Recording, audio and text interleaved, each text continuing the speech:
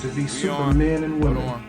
Okay. We're made into I was mortals told to by wait, and captors. I got some folks here at the park, and we ready to get going. What do you want me to do? It's time for the opening right now. You right on time, Elder. Okay. I'm opening up with the drum call. Are y'all ready? Yep. Okay, here we go.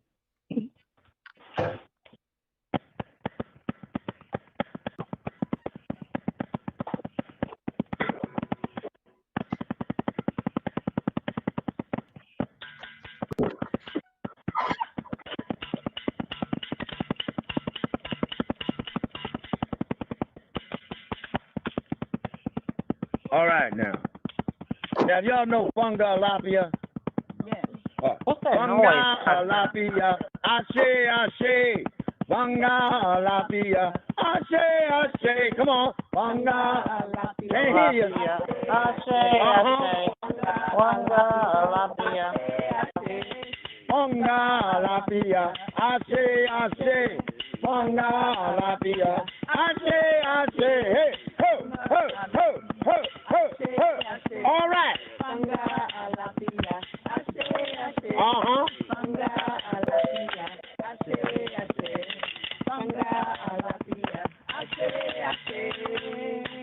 All right. I just dropped my glasses. All right. Welcome, welcome, welcome. That's what Punga was about. I'm talking to them on the thing here. The video's not on. Okay. Want to open this up. This is basically about the Quran that I had done with others 2 weeks ago about Juneteenth. The Juneteenth that you celebrate or know about is different than the one that I'm going to talk about, because the one that I'm going to talk about is about the contract that the United States government broke with its own people. Now, of course, y'all have no idea what I'm talking about right now, right? Okay, so let me start with this here. The Constitution, is that a contract? Yes. Yes, it's a Who is that contract between? The people in the government. The who? The people. Okay, let's be more specific. When the contract was written, who actually signed the contract? Who was it for? Landowners or peasants? Landowners. Landowners, property owners, people who own what? Property. Property. Okay, and in this case, we're talking about land, the actual physical land. Okay. Who was the land, let's say, confiscated from, according to the British? Native American. Now, see, that's where we got to understand. Remember, Spain had this first. Christopher Colon, or Cologne, whatever the name was hired by Spain to travel across. Now, this is my interpretation of reading the history. To travel across to the so-called New World. But we know by Easter Island, some other stuff, that our folks had already been here. This is our understanding. So Spain was the one who actually had most of the land along what we call the Southern Corridor, from down in Florida all the way up to California. So when the Armada was taken, or what happened during that storm, and Spain lost its control over the sea, Britain took over. So when Britain took over, she also took over the what? Land. Okay. And so the king of Britain, all right, he sent his boys over to occupy the land. So unless I occupy the land, okay, then it doesn't really, it's not mine. So I have to do what? Govern it? I have to occupy it. Oh. Okay. I have to put my people on it. Okay? All right, so I just a little teaser there, so I'll just leave y'all alone with that. I'll be back with the contract, because that the constitutional contract was another contract that was drawn up and given to the king way back when, was called the Magna Carta. And the Magna Carta, what did the king do with the Magna Carta? Come on. He tore it up. He said, what? You want me to share? Are you crazy? And this was the dukes and earls and duchesses and all of that kind of stuff. They wanted to share. All right, so I'll get back with that later, because there's others that are on the line. So I'm turning it back over to you. Hello? Do we have any announcements that we want to for the community? Anything coming up? Everybody here is saying no. Go ahead, 1, 2, 3. Okay. No, thank you. Okay. Well, if we have no announcement, one thing, our next will be the second Sunday in July. Please save the date for August 1st through August 8th for our Kemetic New Year. That's coming up. Huh? That out there. If we have no other announcements, then Nation Builder Kwame, if you can kind of direct how we do our divine conversation. Thank you, Elder Alona. Is Brother Cleve on the line? Yes, sir. So how we will proceed is Brother Cleve will give a synopsis of what he spoke on. If there are any questions while he's giving his synopsis, by all means, text them in or however, you might get your question in.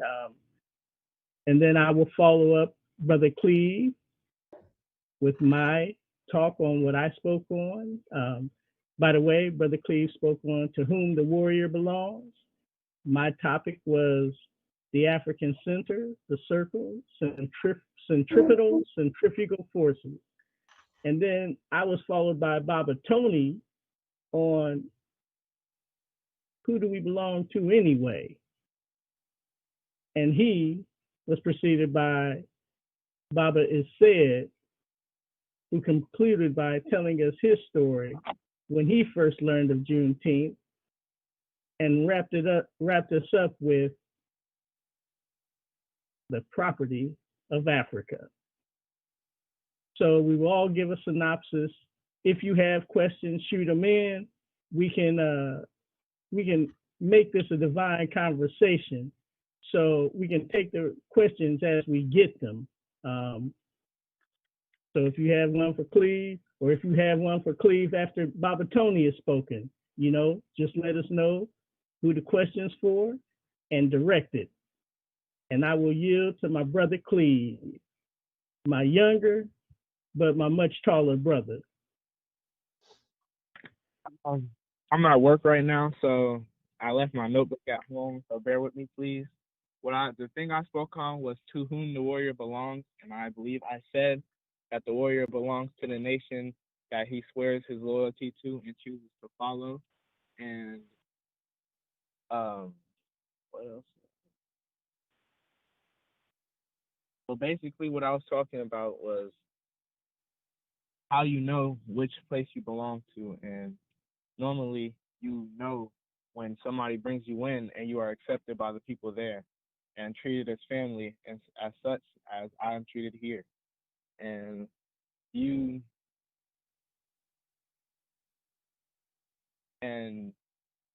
accept them as your family. Family is not always blood related, but you can call somebody your brother. They don't have to necessarily be your blood brother, but you know what you mean when you call them your brother. Like Brother Kwame said earlier, he called me Brother Cleve, and when you are given, you also know you are in the ranks when you are given a rank such as I am a brother, and you start off as a intermediate, I believe. Correct me if I'm wrong. And when you It's initiate, man. Initiate. Initiate. You start off as initiate, and when you fulfill certain things, such as I didn't wait to, you have to know a certain amount of questions, which, what is a warrior? One's experienced or involved in conflict, and we have a bunch of these questions. You have to know a certain amount before you can go to the next rank, which I fulfilled all my I fulfilled all the necessary quotas to be able to go to the next rank. So I'm just rambling on. I apologize. I'm going off what I have in my. No. You gave us enough to start asking questions. And so the first question I would ask you, based on that first definition you have given, and I want you to remember all the questions that are posed to you to be a Gye-Nyame warrior, a Gye-Nyame. millennium warrior, right? Yes, sir. So based on that first question you answered, what is a warrior? Repeat the answer, please. One who's experienced or involved in conflict. The conflict doesn't have to necessarily be physical. It could be mental, Right. such as school, or spiritual when you're meditating and arguing with yourself over something you did in the past. All right. So is anyone a warrior? I believe everybody here that's I listening think, to do we this- agree? Yes. I'm sorry, I didn't hear the answer. I believe everybody on the call is a warrior as of right now because they had to initiate a conflict with themselves to get up this morning and even get on the call, and that is All right. basically what a warrior is. Now here's the critical question. Is everyone a Gye-Nyame warrior? No, most definitely not. Explain, please. The Gye-Nyame warrior is when you're instituted to a family. Everyone is a warrior.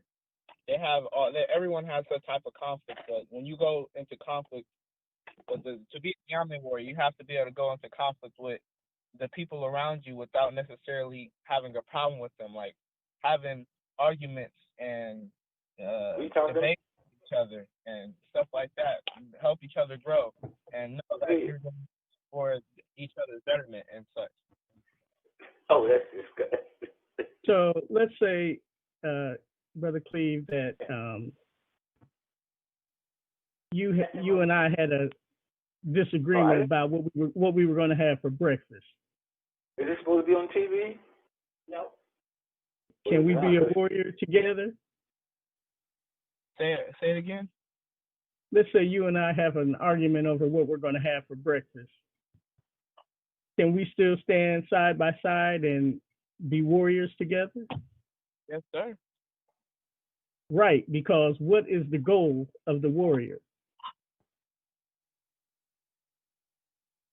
Have one common goal.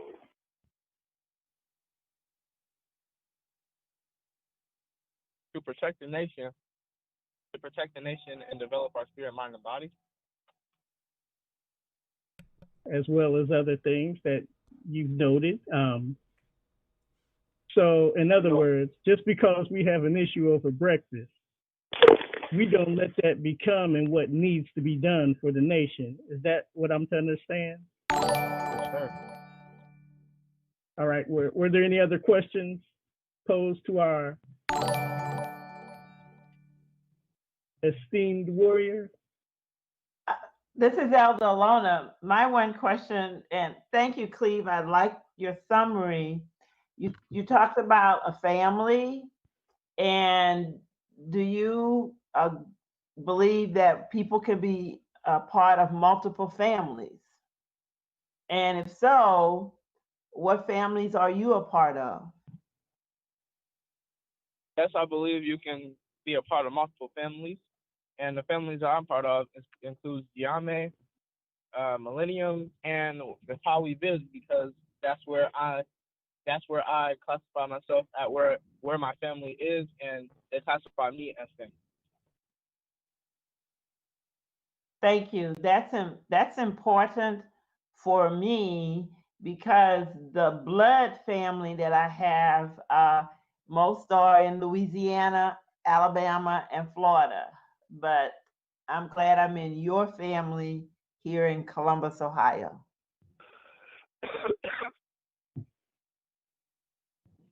Were there any other questions?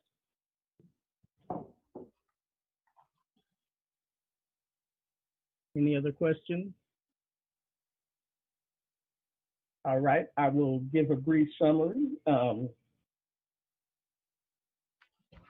The diameter of the application, the diameter of the practical application of our African wisdom prescribes the circumference of the success and effectiveness of our African endeavors.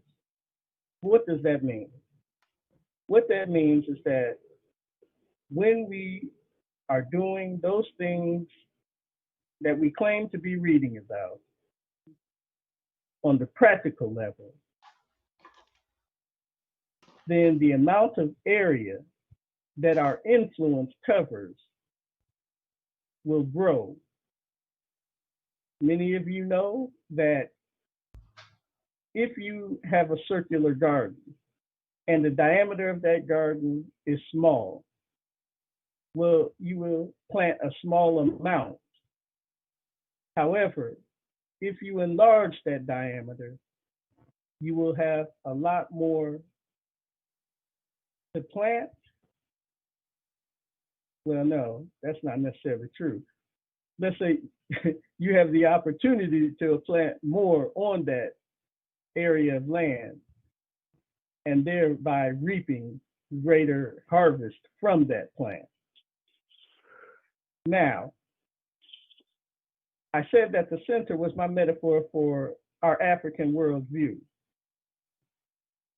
I described the circle itself, which as that boundary, that border that we are to secure what is within and to protect from danger from what is without. I describe the centripetal force as that force that acts on our heart/mind, or that pulls on our heart/mind. So take, for example, a brother who was with us for all the number of years I was, at the African Center. And kind of lost track of the brother, maybe in the early 2000s. And again, remember, I'm talking about the force that is pulling on our heart/mind. When that force is operating in equilibrium, in harmony, in balance with the forces that pull it on the outside, in other words, that centrifugal force, then I'm able to maintain my African worldview and interact with the world outside my boundaries in a sane manner. On the contrary, when the forces that are influencing my heart/mind are such that it's overwhelming the forces that are to center my heart/mind on our African worldview, then those forces that pull me away from my African worldview will result in my acting in insane manners.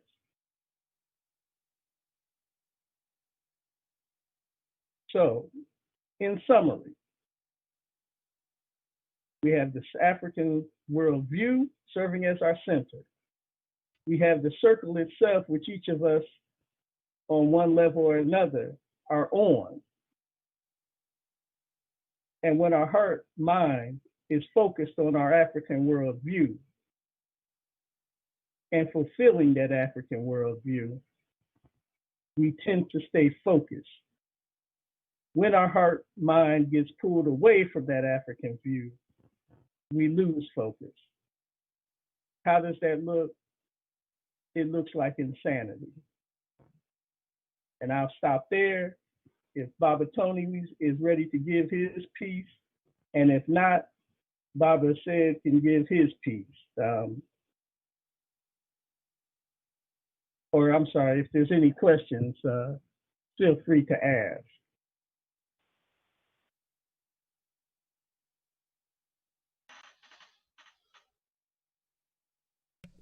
Can you elaborate a little bit on how? Because you mentioned insanity when somebody's being pulled out. Is it the centripetal force that's pulling them out? No, the centripetal force is what keeps you focused. Okay. Right. The centrifugal force are forces that push you out away from, not necessarily from the African worldview, because remember, our people tend to think in a diurnal manner. What I mean by that is, if we look at a good aspect of centripetal force, I said that keeps us focused so that regardless of where I go, I can be my true African self and remain acting in the best interest of my true African people. That's a healthy centripetal force. What might an unhealthy centripetal force looks like? It's what you, Brother Hatem, always complain about when you talk about we get so many scholars who they just want to show off. What they know. Let me be more explicit. They like to masturbate on what they know. But when you look to see how it is practically applied, our enemies will say that it's not functioning in our best interest as African and African-centered people. Now let's look at the centripetal force. There's the healthy aspect of the centripetal force, which means that, yes, we've established our boundaries and we've secured what's within. So then we enlarge our territory. Now, with the understanding of enlarging one's territory, you also understand that you open yourself up a little bit to not so secure forces. In other words, you open yourself up to danger. But many of us understand that, you know, back in the day, we used to be told no pain, no gain. In today's terminology, we may just say it as simply as, if I want to achieve, then I have to go beyond my self-imposed limits. Sound familiar? I'm sure it does. So, in pushing beyond our self-imposed limits, we reach out beyond our secure territory and try to secure a larger territory. Now, when that happens, of course, when we are focused, that means our centripetal force will be in harmony with that force that's pulling us out from the circle. That's a healthy relationship. Because again, you can go outside your secure territory and still operate in a way so that you understand what's safe and you understand what's harmful. So if you need to go back within the circle, away from harm for that moment, you can do that. But if that centrifugal force is so strong such that it's pulled you outside the boundaries of safety of our secured circle, then that means in essence that we can't reach you in time. And you witness things like, well, for those of you who might be wondering what I'm talking about, you'll have to catch that on yesterday's episode of Hatem. Gye-Nyame, the Daily Toast. I had to push the button. Sorry. Okay, that's the Kalumba version of our Daily Toast. And so these are very. And what he's talking about is a very specific case that has been circling around in our community. A lot of people might not know, but we talked about it a little bit on the Daily Toast yesterday because it's a real life experience that Kwame is using to illustrate this point, and it's very, very real, and we see it happening all the time, whether it's politics or it's religion or it's economics. We see the same thing happening all the time. I'm gonna stop. What is it? No, and thank you for that, because I like your storytelling method rather than my prosaic. So in any event, again, I'll end it by reminding you the diameter of the practical application of our African wisdom. That's what's going to secure and prescribe the circumference of the success and effectiveness of our African-centered endeavors. If Baba Tony's available to come in, summarize, and take questions, you're up. Okay, I'll go. I may. Okay, I'm here at the Kwanzaa Park, which we named. It's actually called English Park at the Kwanzaa Playground. And I have several people here with me. So we've been listening and talking, but let me move on to what my Sabiet was about.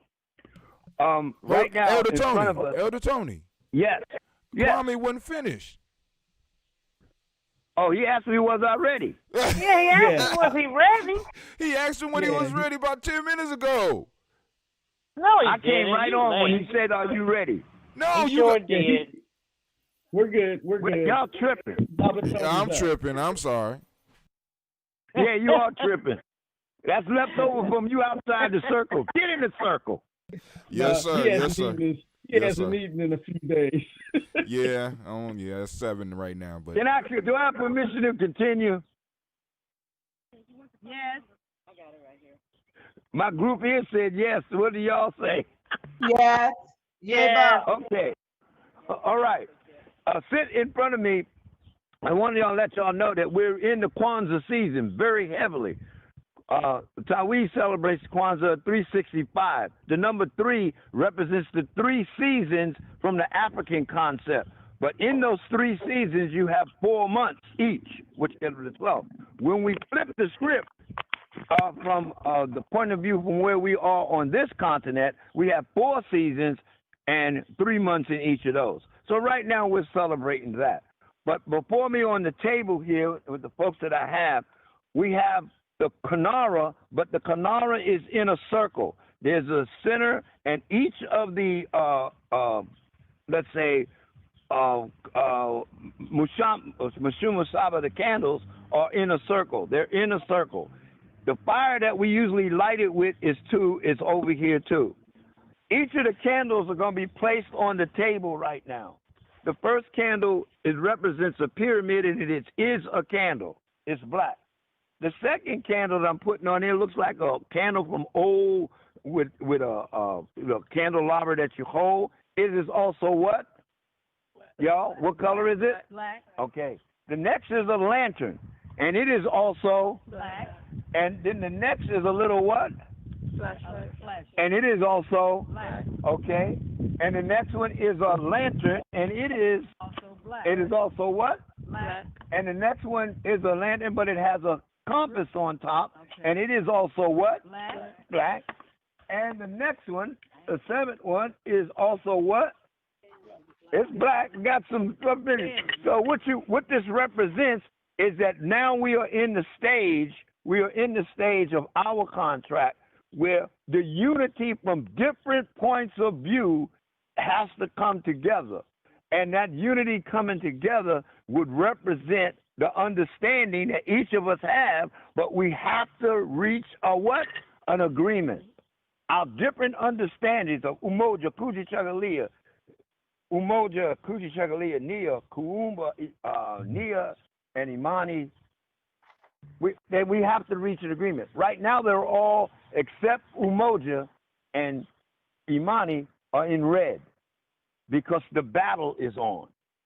What are we battling? The folks told us about their contract, which was the Emancipation Proclamation. We had nothing to do with that contract. That contract was between the North and South about which one of them was going to control something that was coming from California. I don't have enough time to talk about that.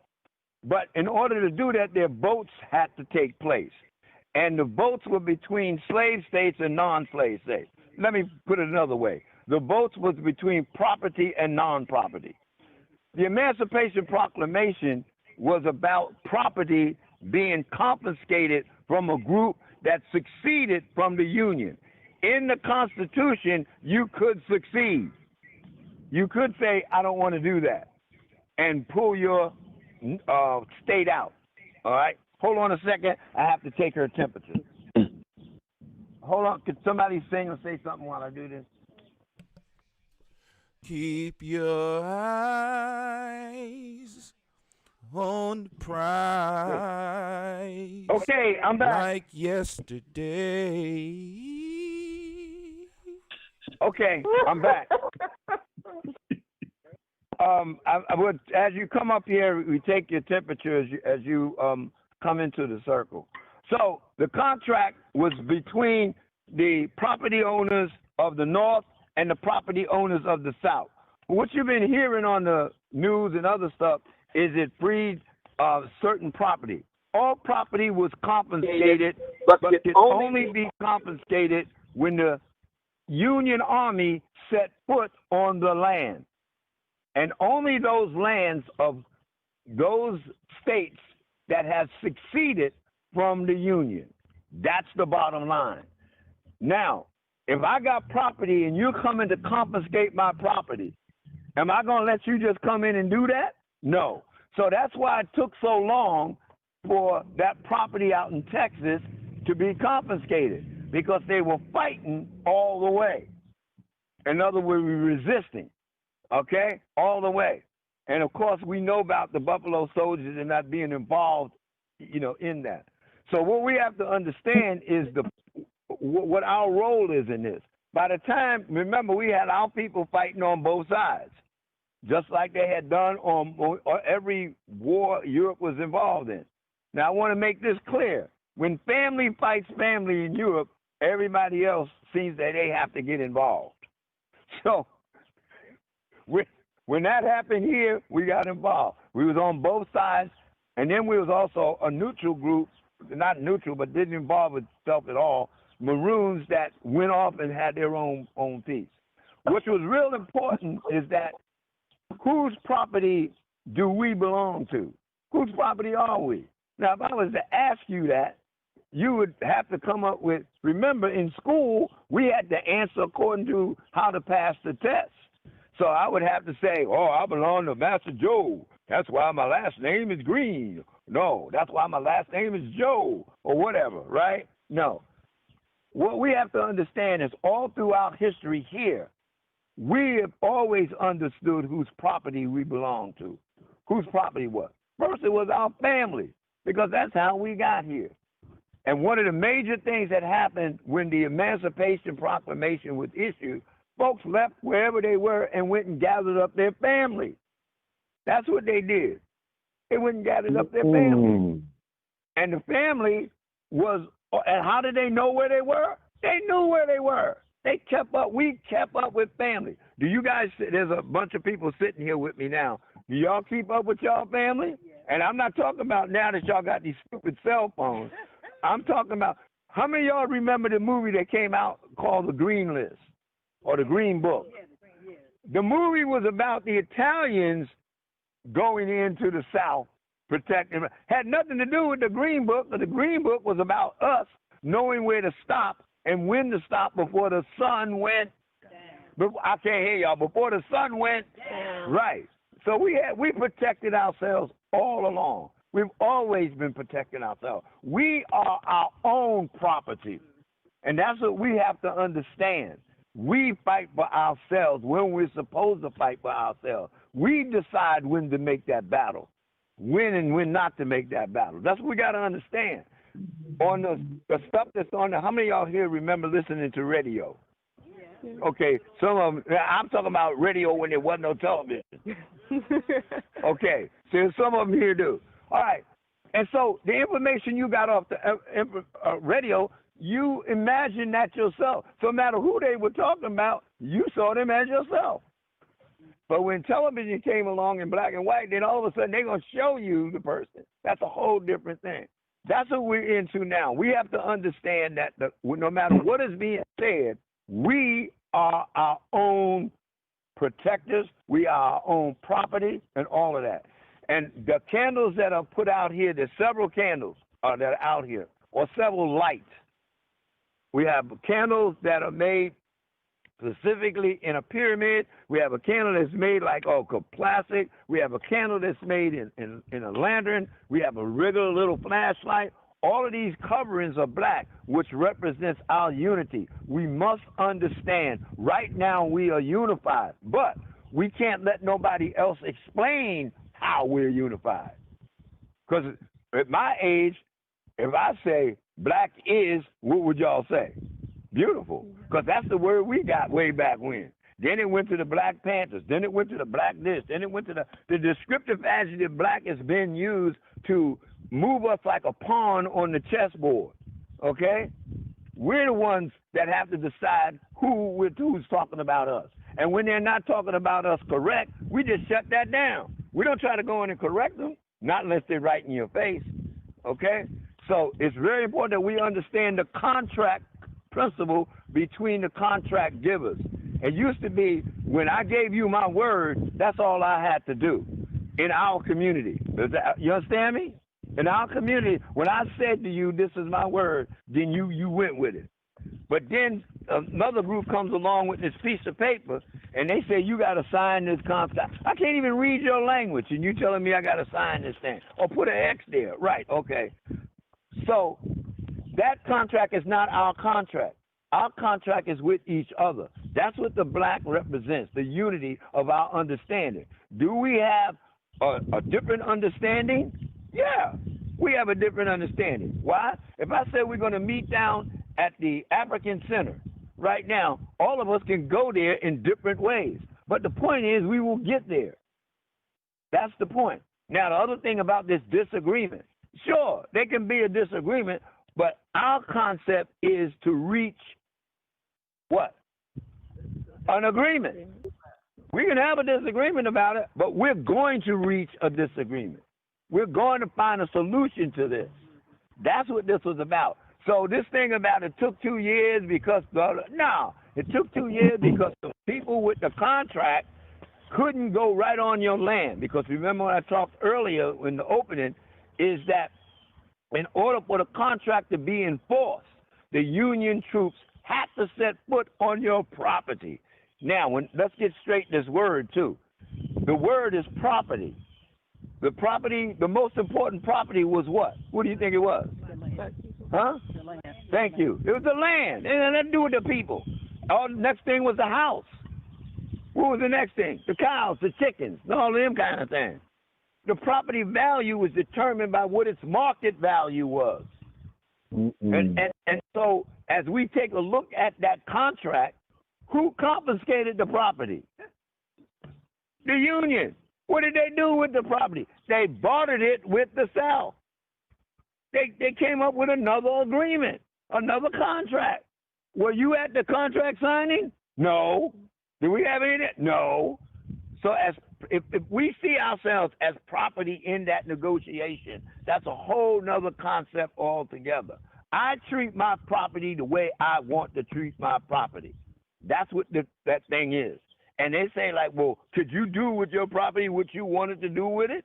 Yeah. They would have one group come over, like Mr. Jim would have his top guy go over and get Mr. Bubba, and they would fight.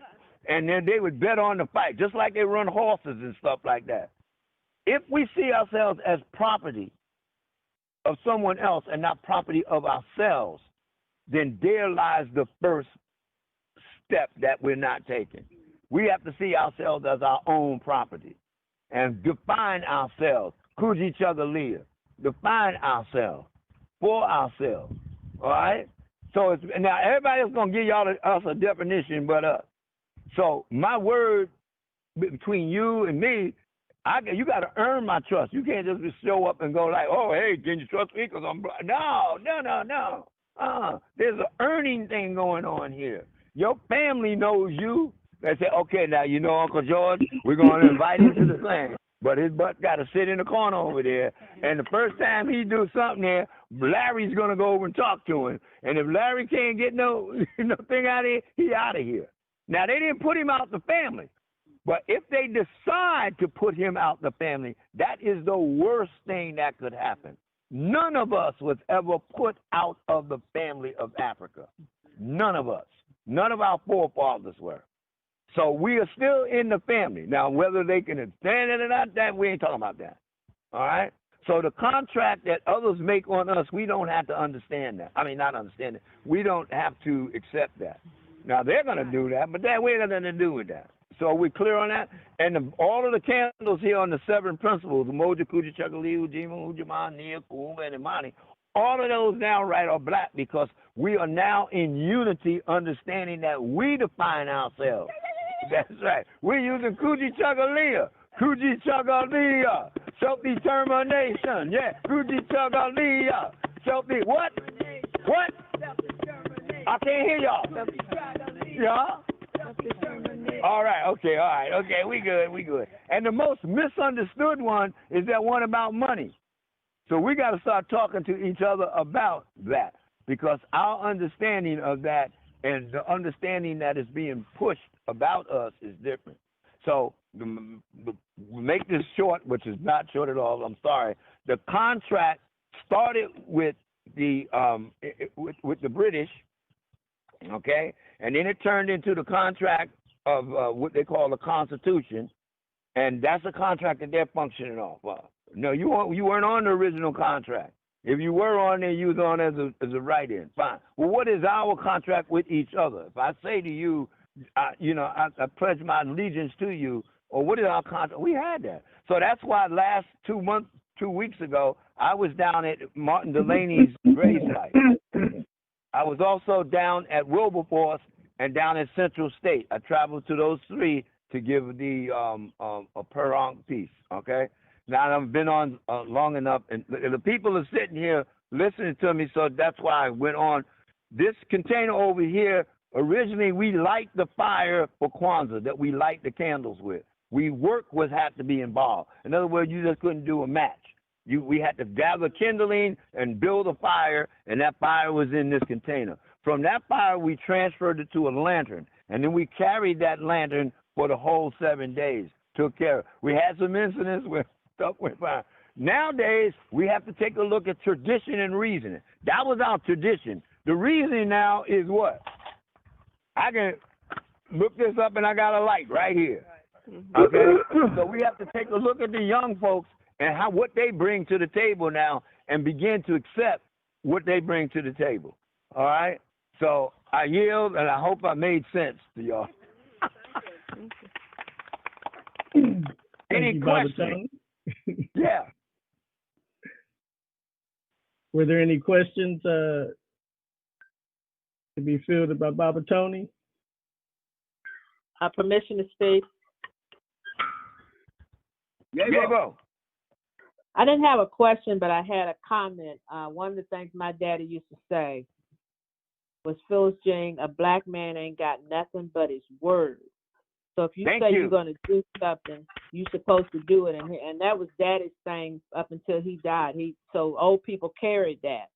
A black man ain't got nothing but his word, so your word is your bond. And we don't practice that. These young people don't get that today. Permission to speak. Gye-Nyame.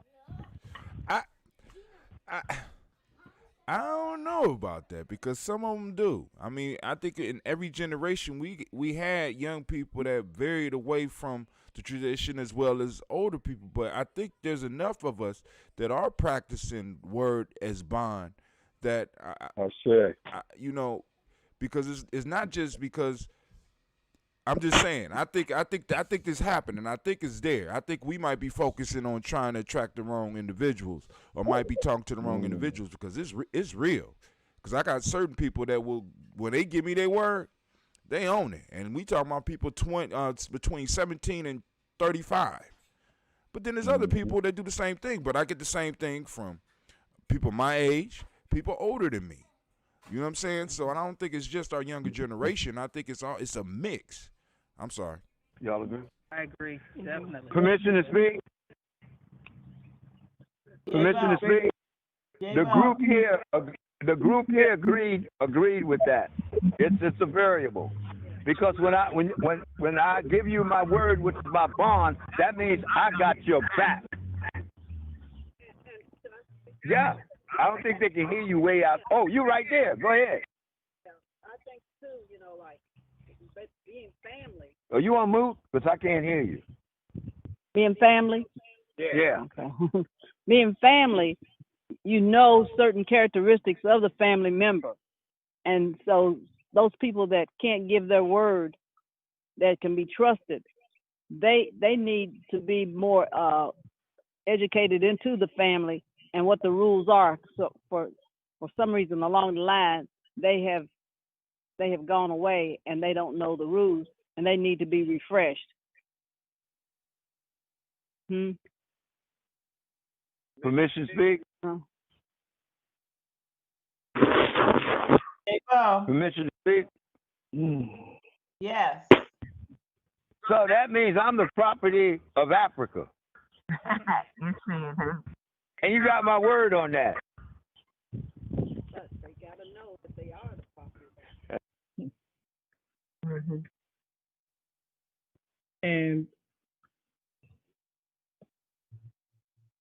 And with that, Baba, it said, if you could come on to the line and tell us what you want us to know. And folks, cue your questions up, because this is a special treat. Who's coming up now? I say, coming to the stage. This is El Said. Can you hear me?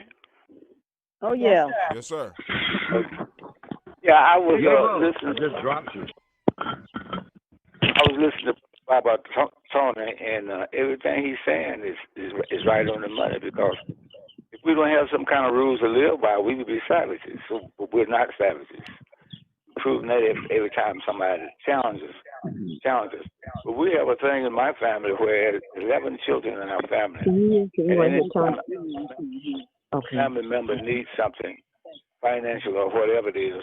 If there's somebody in the family that can afford to do it, we let them have it.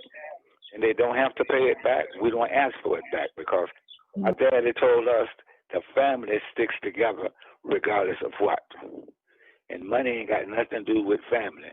Because if you take care of your family, you're taking care of your family and your money. So we help each other out. We've loaned as much as $15,000 out to a brother to get his act together. We put roofs on our sister's house and different things like that. Because it might not mean nothing when you say it, but it means a lot when you look at it, the work that's been done with it.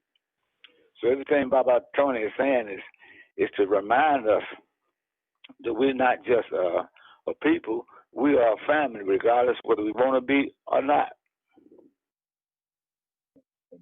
Any questions?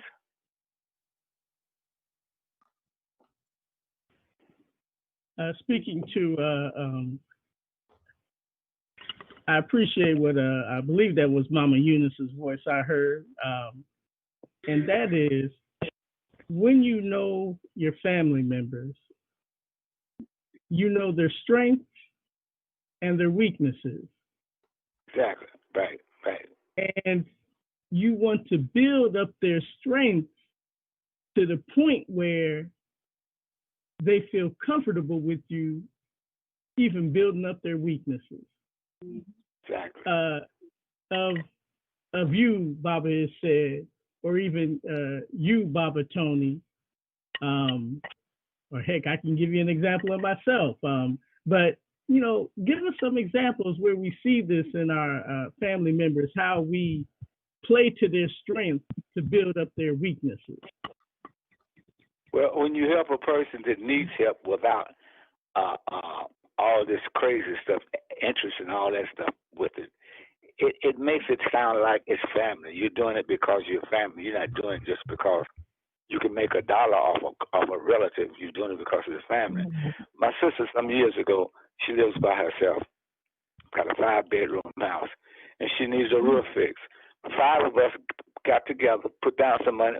Nobody asked any questions. We put down some money, paid for the roof, have it fixed. Then again, my brother, he needed $15,000 to repair a house. About 5 of us put in $3,000. Bam, the money was there, and that's the way we function. And we don't ask for it back. He didn't have to pay it back, but he did. But we don't ask for it back because our daddy told us when we was younger, we are a family. We live together. We take care of each other.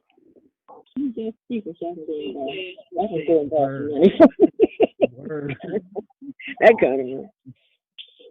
Permission to speak? Baba Tony, take the line. Yeah. Well, I have some rumblings here in the park. Well, use your phone. Are you on it? No.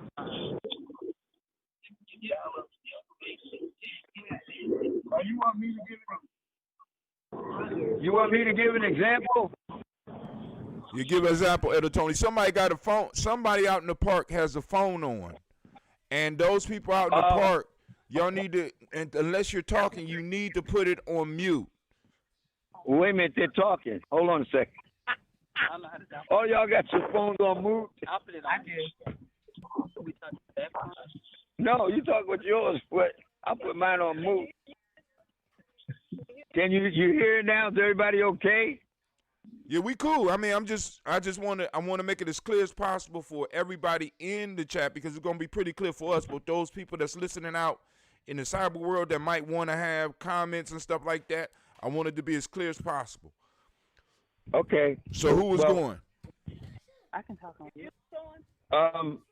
Hold on a second. We have one of the people here in the young lady in the park here that said she was having a little how can I put this? She's agreeing to take a look at a different point of view on the statement that the elder made about lending money to the family. Is that correct? Yeah, that's it. Okay, you don't want to hear her comment on that? Yeah. Okay, do your name and here you go. So I'm Valerie, and you have a situation where we got like some differences, and we have to teach our people responsibility. I totally agree, what the elder was saying in terms of being able to come together and help out a family member. This is a family member who really and truly need the help, but now folks, brothers and sisters, we're dealing with people that are on drugs. We're dealing with people that are selling stuff, and there is an issue. I understand that, but there's an issue of responsibility. So if you go and you just give a family member, money, I'm about to get evicted, and this is the 10th time this person is about to get evicted because they're not being consistent. They don't keep a job. They don't do, the things that they're. It's a situation where it's like, when is enough is enough. You don't just keep giving them money. The responsibility has to enter in somewhere. And I know a lot of people don't agree with this, but sometimes you just got to throw somebody out there in the rain and the snow and let them freeze to death, and that's the only way they're gonna learn their lesson. Because if you keep letting them come in the house, they don't grow. They don't grow. They don't learn.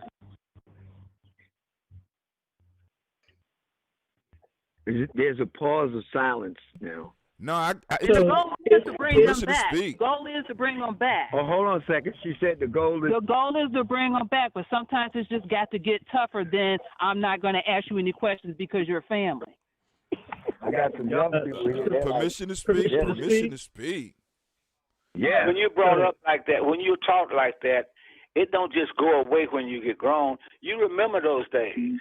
How you going to put a family member out just because that the rent is due or they don't have any money. You take care of them, so in time they will be able to take care of you. Money ain't everything. Period. That person take care of nobody. That's not what I'm saying. That person ain't gonna take care of nobody. Permission to speak. Yeah, Bo. I go. Go ahead. Hello. Permission to speak. Well, somebody already got it. Somebody already got Somebody it. else. This is Chaka, y'all. How y'all doing? I wanted to say that unfortunately, can you hear me? Yes. Yeah. Unfortunately, that's a trend within I guess if you want to recommend like the welfare mentality, when the sons age out at 18 and no longer bringing any type of monetary support in the house, typically that's the attitude that they get pushed out the nest, and either they fly or they don't. Either they and you know what I mean, and so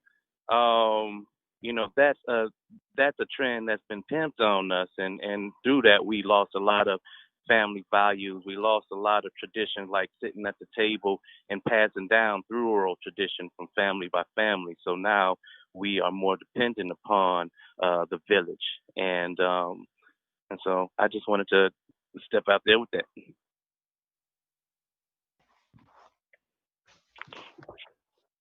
Permission to speak. Barbara Rita was next.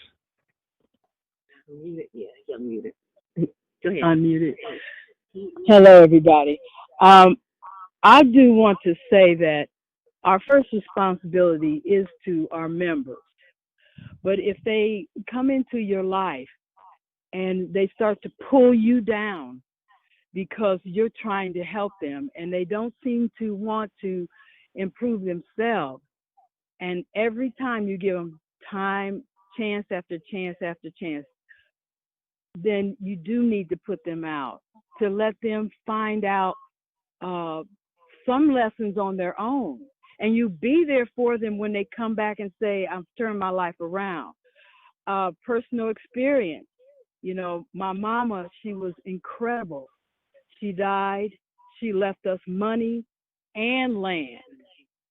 And because we didn't want to, the one brother was the one who didn't have a home, we let him have it, knowing that he would at least take care of the house. It was paid for. All he had to do was live in it, take care of it, and come to us if he needed help.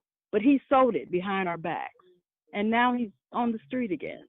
So I just want to say, you do all you can, but you have to be the one to determine when you got to let somebody go, because they can pull you down with them.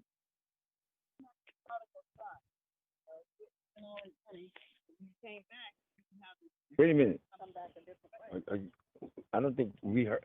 I'm sorry. I don't think, Mama, Eunice, I don't think you were talking to your phone. Yeah. It's almost like, I hate to bring this up, like the prodigal son.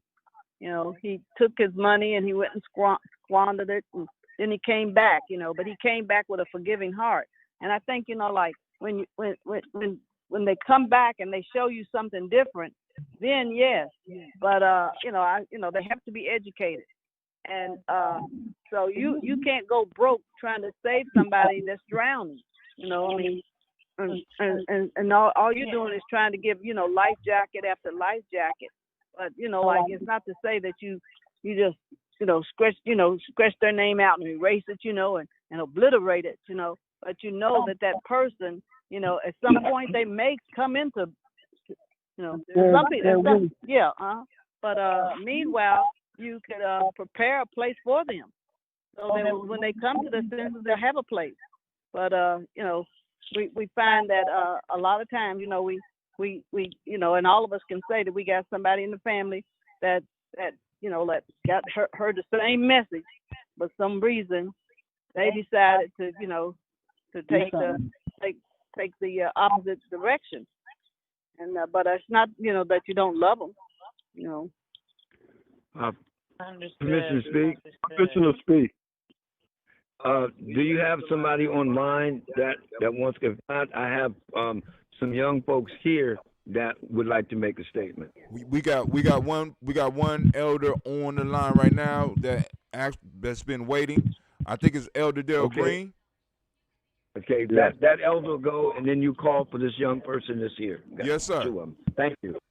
Thank you. Okay, thank you. I guess the only thing that I'd like to add to this conversation is that Brother Yassin was speaking on a principle and was addressing the ideal. And the conversation now has it's changed and took a different course and turned into something else where, now we're talking about, who you can't help. Well, I mean, I don't think Brother Issa was saying just, give money away without using wisdom. And so I think, we just need to kind of stay focused. It's easy for us to get, misdirected and start talking about stuff, and then all we do, it turns into just a back and forth. It kind of reminds me of when we always had these panels on male and female, and then it just turns into an argument. So I mean, that's all I want to ask. But I do agree with what everybody was saying, But again, if we all understand, you got to use wisdom all the time. Well, then we don't have to go that deep into it.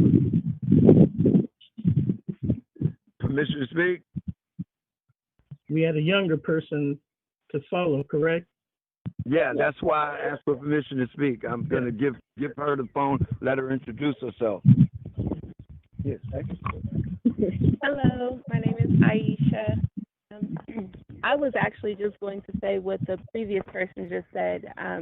You have principles that you have to stand by, and while there may always be exceptions, and you consider those exceptions when they come, at the end of the day, the principle that you should stand on is to help your family when they need help, and that's what's most important. You did say your name. Mm-hmm. Okay. Well, allow me to say thank you, Taisha. That is a critical piece, because even as I was sitting here listening, I'm asking myself, what is the underlying message that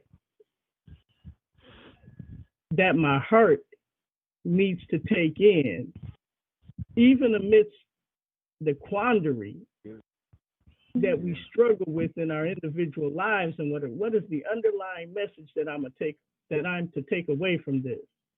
And so, in order, I would thank you, Taisha. I would thank you, Baba Green, and I would thank you, Baba said, for starting off with that principle upon what was passed down to Baba is said. And the principle that was passed down to him, there's no doubt in my mind it was passed down to many of us. That's right. Some of us meet it a little better than, well, let me say it this way. Every morning I wake up and greet Ra. I say, what is it I can do today that will better my yesterday? And I will yield on that. Any other questions?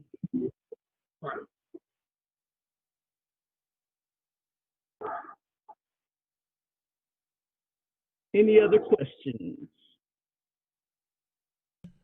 I have a question. It's for Brother Kwame. Yesterday we had a short conversation about context, and I think would you speaking on that a little bit kind of help with the overall piece that we're having right now? Sure. In some of the family discussions that I've been a part of, some of our patented sayings are, it's the both and principle.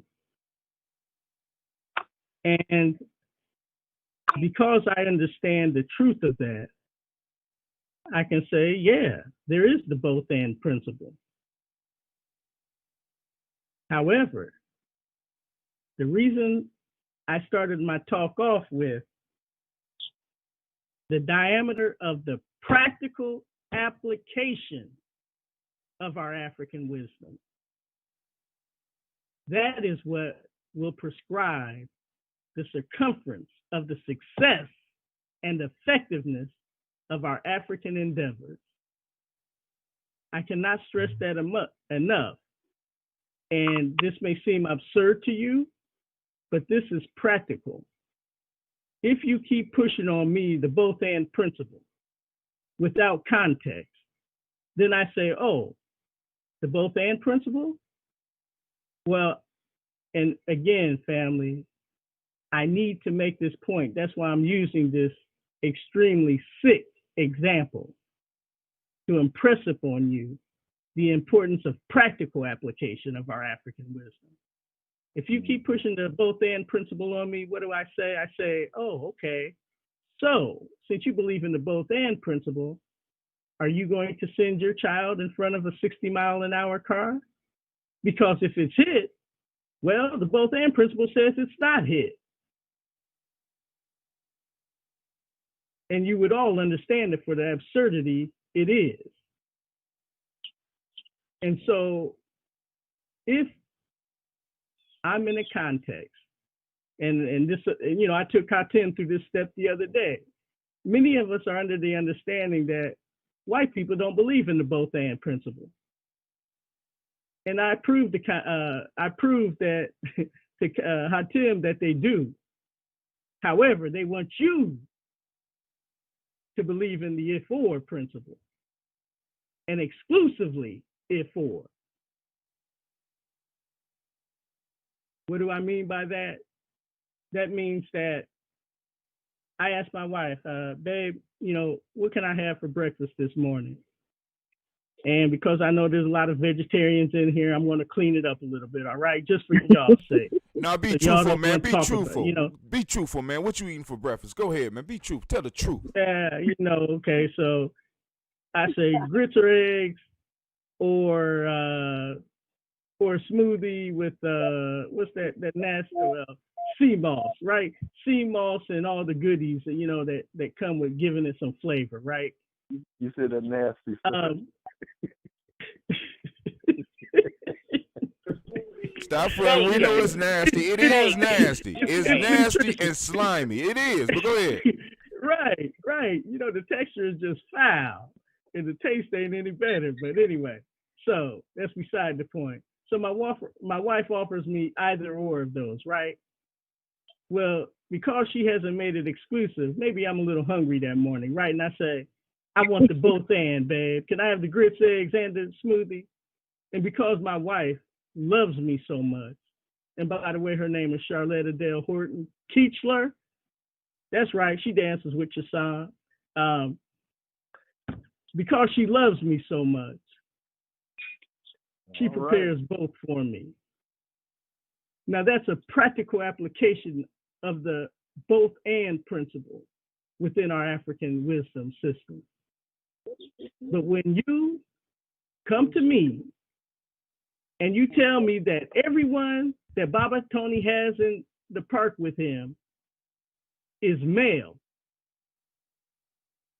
let me repeat. If you tell me that everybody Baba Tony has in the park with him is male, and then I say, well, what about Sister Taisha?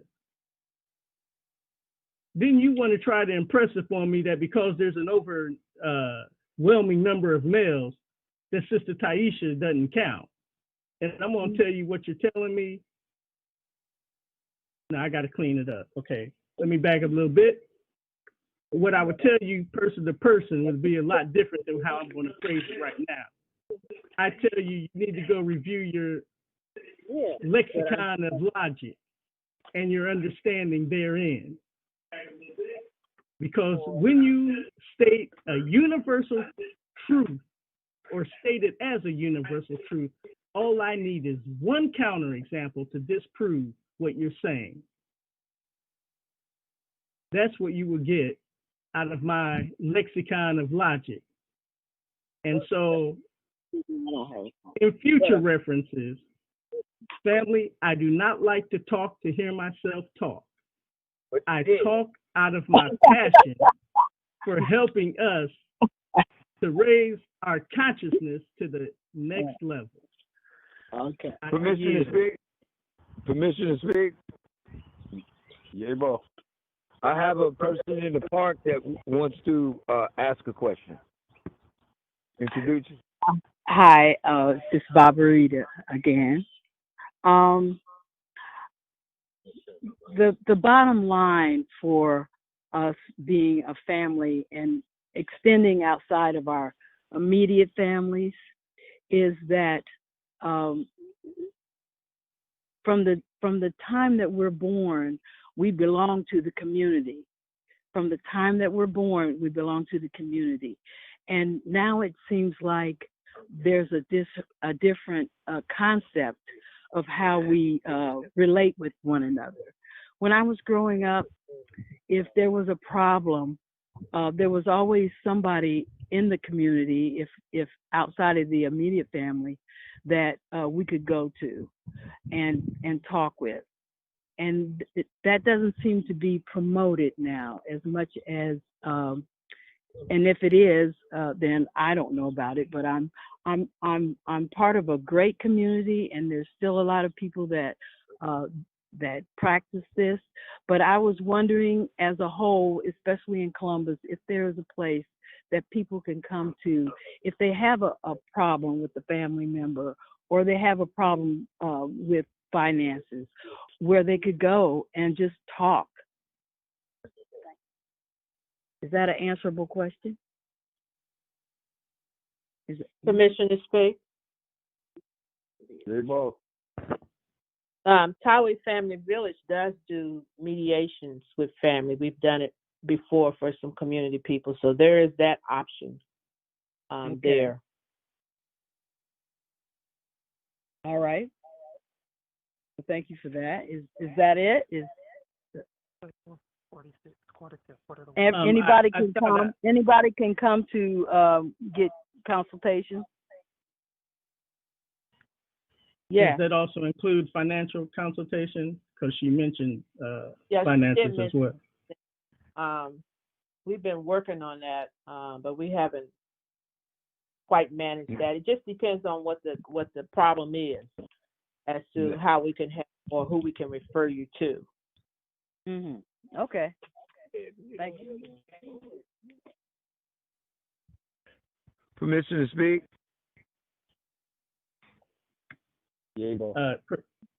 Just for future reference, especially when an elder asks for permission to speak, we're waiting for another elder to respond.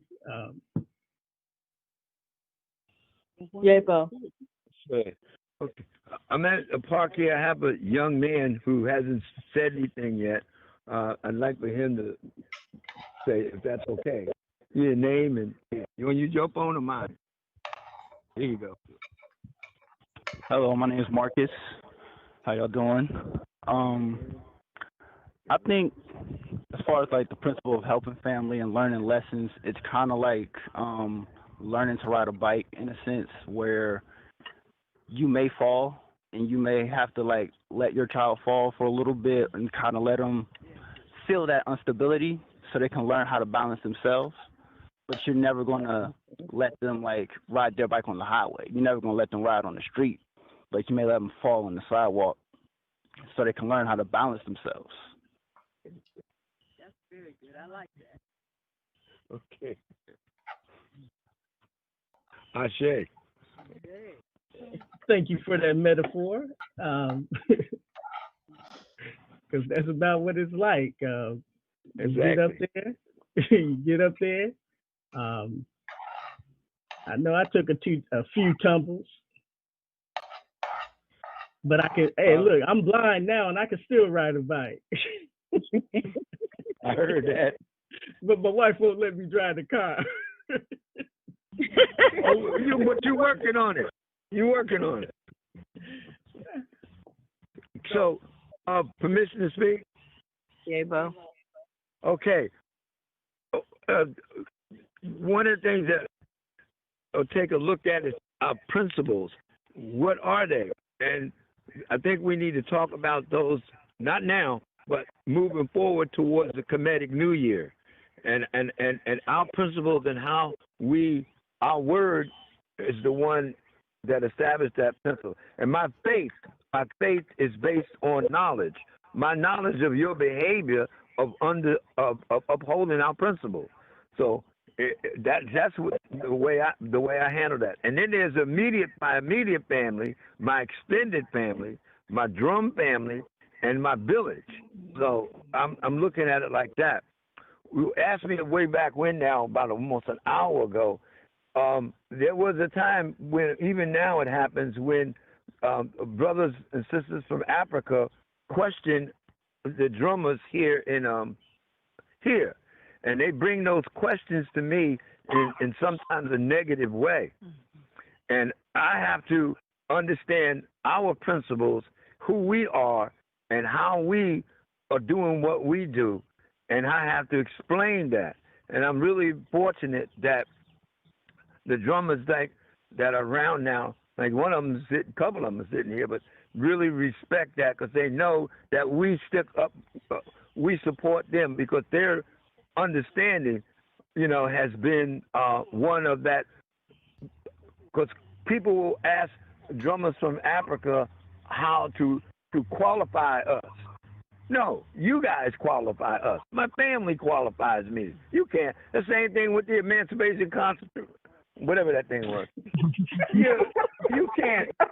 You can't tell me that I ain't your property. I'm my family's property, and you guys are the property. So that we have to really understand. Right now, I've been given an assignment by Baba Shango about pulling something together for Brother Walt Neal. And so some folks have showed up here to talk about that. So once this is over, I will begin to talk about that and begin to pull that together. Now, notice what's happening. They just told me I had to do this. I mean, it's not something that I said, hey, let me do it. No. So what principles am I? And then if evidently they told me this, then there must have been some principles there that said that I've earned the right to do that. So, and this young lady and young gentleman here have been here from the start. The youngest was here. I thought they were teenagers, but at my age, they probably are teenagers. But they like almost nation builders or something. So anyway, yeah, right. They're a little, yeah, okay. All right. So anyway, Brother Kwame, and then I'll turn it over to you. So because is it close to where we begin to wrap up? Did Baba said? Did you have any parting words for us? Oh yeah. No, but I've enjoyed. We're gonna do. I've enjoyed the conversation, and back to what I was talking about was, I was raised from a family of 11 children, and when you eat together and do everything together, your family never might be one that drift off the ones that we help. We always help the weakest. So life is money. Life is life. Money is money. Money ain't everything. Thank you. Appreciate that, Baba said. I come from a family where there's 10 of us children all together, and by the grace of the nature of the Most High, we're all still kicking. And I'm the second youngest of us all. So I definitely understand, especially the circumstances that bonded us even more tightly than under what might be considered normal circumstances, but what is normal anymore? Right? Any of you elders have anything more? Well, I'm sorry, let me proceed with this. Any of us nation builders, do we have anything more to add or a parting word before I turn it over to the elders to permission to speak? J-Ball. Well, All right, this brother Hatim, and I just want to say, because one of the things that I think, because one of the reasons I asked Kwame about the context piece was because a lot of times we look at stuff out of I'm very guilty of that, very guilty of that, and I'm something I'm constantly working on. And the plug is that in our newsletter, Kwame constantly puts out a thing called lexicon. I can't remember how it's lexicon of logic, where we can start learning how to formulate and start learning how to see the world in a way that's a little bit more beneficial towards us. But one of the things that in Kwame's description of his talk today, he talked about a circle. And what a circle does, it sets a border around a certain space, which families are. A family is a border. A tribe is a border. Organization is, in a sense, that circle in which people belong. Now, those people that are acting outside of the principles or the things that hold that circle together are, in a sense, not part of that group. Now, and another piece that I think that we're leaving out that's very important is that in our traditional societies, we always had rights. So, and what I mean is not R-I-G-H-T, we had R-I-T-E-S's, where in a sense, an individual at a certain point in time will have to be trained in how to be a member of that group. And what we're lacking right now is training for individuals to become part of our groups, even in our families. Like, for example, right now with Cleve said he had to get back to work. He hung up the phone, got back to work, because I know it's certain things that I can't give Cleve, so I depend on some of my brothers to come around and do that for him, and I try to do the same thing with Wisdom and other young people with me, because I don't have everything that they're going to need to be successful in life. So I think a lot of these, it ain't even disagreements we're having, but I want to say this. As far as Issa's bringing up, and because if you listen to some of Issa's stories, him and a lot of his family, they actually worked together and suffered together in a sense, and was in a sense brought through a rights together. So they all had a common understanding. When many of us may have family members, because of where we are right now, we didn't have those experiences that would bond us and get us to really know each other. Because I, for one, have definite people within my blood family that I don't know nor really understand. You know what I'm saying? Not that I don't know their name, not that I don't go to the family reunion and speak to them, but because we have different experiences, it's only so much that I can really do for them. I don't know if that's making any sense. So it's like I won't go out of my way in many ways to help some people, because they're not part of that circle. They don't belong inside of the circle. They're not acting to be in part of that, or even care about the circle, unless they want to draw from the circle. And that's what that's what about the time. We got people always wanting to pull from the circle, but not willing to put back in the circle. And family is not only about giving, but family and tribe is not only about getting, but it's also about giving. There's a reciprocity there, and that's one of those principles. I'm gonna leave that alone. I'm done. You're getting applause here from the park. Well said, my brother. Well said. Any other nation builders with a parting word? Parting word. Oh, I just wanted to say thank you all for allowing me. I know I don't really know any of you, so I just appreciate. But you know us. Yes, I appreciate you all being open and allowing me to come in and take part in the knowledge, and even, offer my own words. So I appreciate it. Love and peace. And your name? And my name is Aisha. Aisha, I have a niece named Aisha. But thank you. Thank you for the wisdom that comes from you, shared by those of us who have ears to hear, and those of us who have the hearts to take it in through our minds, out our mouths, in our actions, any other words. I know, he's trying to be polite. Come on, one. Hello. This is Marcus again. All right. Yeah. Yeah. Same thing. Just want to say thank you. This is a beautiful thing that we're doing here, and I just hope I can continue to be a part of it. Brother, we can't tell you how happy we are to hear that. We'll reach out, you reach out, and we'll meet in the middle, or as I say in the center, the African center. One love. Any other words before our elders take the mic?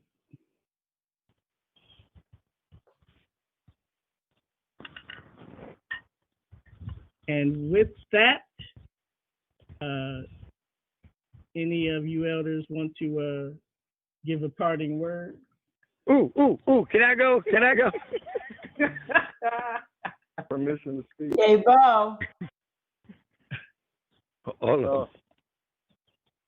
Bo. I would like to first make it clear that I really appreciated this conversation, and especially the reaching out to the young people. But my thoughts keep taking me back to Elder Tony. He started the whole thing off with trying to get us to understand Kujichagulia, and that we Can you hear me? And that we have to define ourselves. And so, as the conversation started going on, it took a turn where now we start talking about differences. And we're at a unique time in our community all over this country where things are changing. And so I think that's the direction that we need to be taking this conversation when it comes to Kujichagulia and how we should be defining ourselves. And we just celebrated Malcolm's birthday last month. And one of the main tenets that you get out of his legacy is that when we come together, if we're going to get something done, then now it's time to leave the differences at the door. So now we can start talking about what needs to be done. Okay. And so, I mean that's where my thinking is now, and hopefully next time or in the future, that's the direction that we'll be going. Looking at, we have to apply all of this wisdom and knowledge to now and what's going on. Like I said earlier, everything that was said before was true, and I agree with all of it. But these are conversations that we've had over the last 20 years. And so all I'm saying is let's move on. Hello? Hello? Hello? Can someone hear me or no? This is Navita. Everybody hear you. Everybody hears you. Okay. Because I had tried to say something earlier, but anyway, I wanted to close and say that with the young people are at the park, or anybody at the park that we do not know personally and has not been to any of Tali Family Villages or Gye-Nyame events, we would like to maybe get their information. As Elder Tony could possibly get that, so we can invite them to future things and bring them into our circle, as how Tim spoke of. That's it. Permission to speak? Hey, Bo. I'd like you to know the procedure that was done at the park. Everybody that came into the circle was vetted. Their temperature was taken, questions was asked, and everything. Also, during the time we was here, we got visited by an agent. Everybody here watched him come through. He even asked us, could he come in and join the circle, and we all said what? No. So we will get that information to you. The young folks here who are here and the folks who are also here will get that we'll get that to you. As a closing thing for me, I'd like to say, remember, our African-centered family is like a forest. From a distance, you look at that forest, it is thick, it is live, it is well, it looks as one because it is a forest putting oxygen into the air. But when you go up into that forest, you will find out that all the trees, the majority of the trees are different. They have their different styles, their different ways of relating and different things to do. So that's where we are. And on the altar right now, I have the circle Kanara set up. All the mashuma or candles on it are black. That means that all of us are in unity with each other. But just like the candles that are up there, they do not look the same. They all look different. But one thing is for sure that we're working on. We're family. And like Brother has said, and a couple of other sisters here, when y'all start talking about 13 or 14 people in the family, on my block in Harlem, that was the most terrifying thing that happened to me. If I was to mess with one of the Mitchies, one of the Taylors, I don't care. Because you mess with one of them, the whole darn family would come out. So, but you got that sense, that understanding that the family was taking care of the family. And when they found out that you were being righteous and doing righteous things with one of their family members, they brought you into the family. You were good to go. So I just want to let us know that we're family, and we're extended family or whatever family you want to call it, and then our family works itself into a village. And we're sitting here now as a village. And nobody here discuss when somebody else comes up, whoever they may be, with their dog and want to ask us what's going on.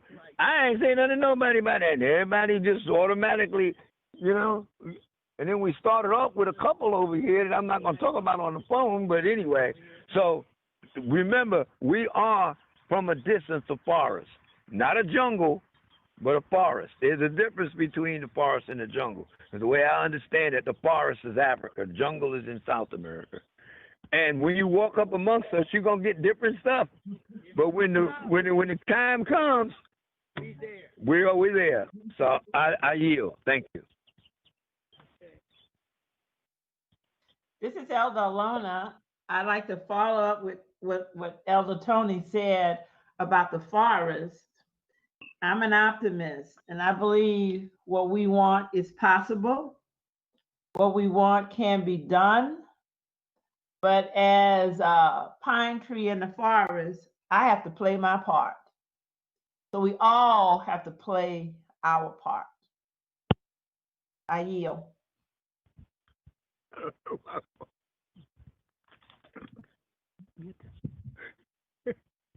Oh, you want me to?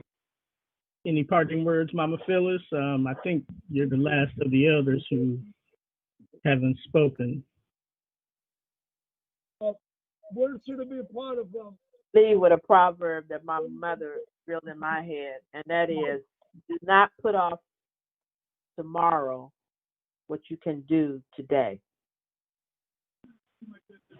No, Nation Bill Kwame, I'm fine. Thank you. All right. Greetings, Baba Phil. Shoot, I didn't even know you were on, man. But it's always good to hear your voice.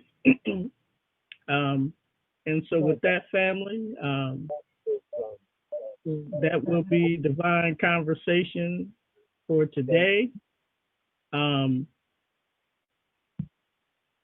know I would like to keep Hatim, Elder Phil, Elder Green, Baba Tony, if possible. What did I do?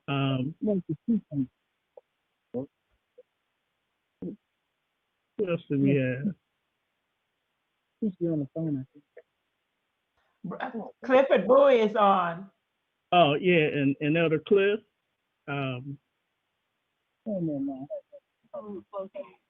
After they close down, we need to discuss something briefly, but it needs to be discussed. Are y'all members of Congress? Yes. Okay. And thank you, and I will say I'm glad everybody was here, and I'm signing off. Make it a good day. Before everybody leave, can I make one suggestion? Yes. What's up? Because we opened with the drum call, but we didn't call on our personal ancestors. And if everybody that would want to participate, if you have a loved one that'll pop up in your head at this point in time, could you share a name? And I'm going to start with my grandfather, Cleveland Brown. My sister, Tawana Lee McQuader. My mother, Anime Martha Green.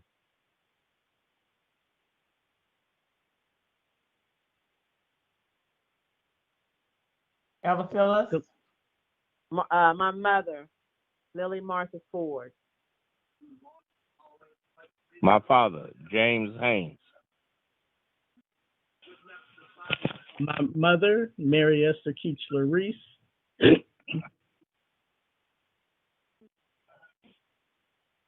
My mother and my most recent ancestor, Ruby Bowie and Ollie Bowie.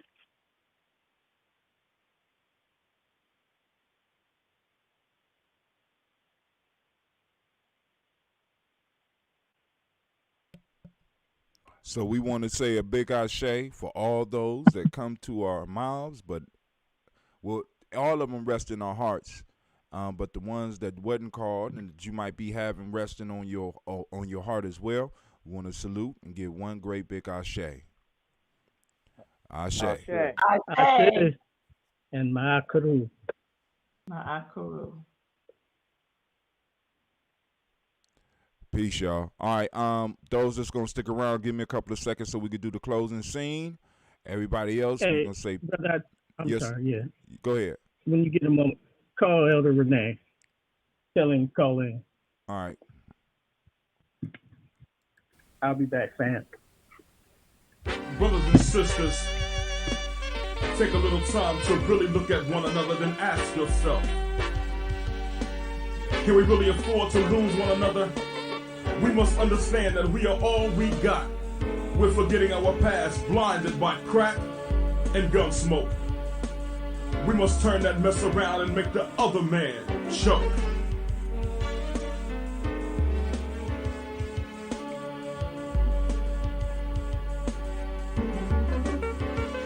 Down in flames, like the Hindenburg. One day I opened my ears. You wouldn't believe what I heard. They say your word ain't. See, you promised us great things, but only giving us a little bit.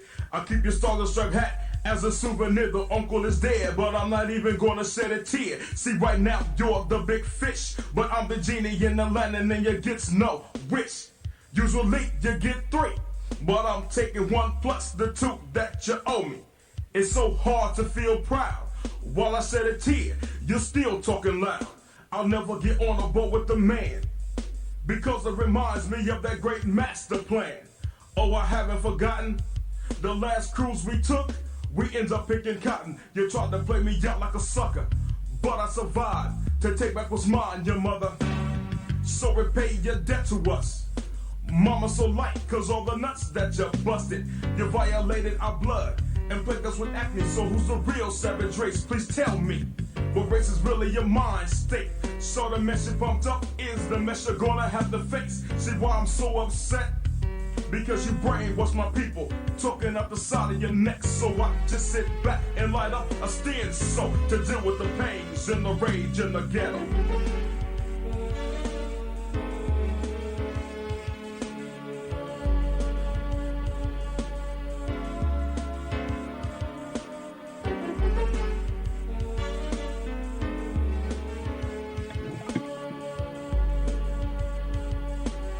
Everybody here?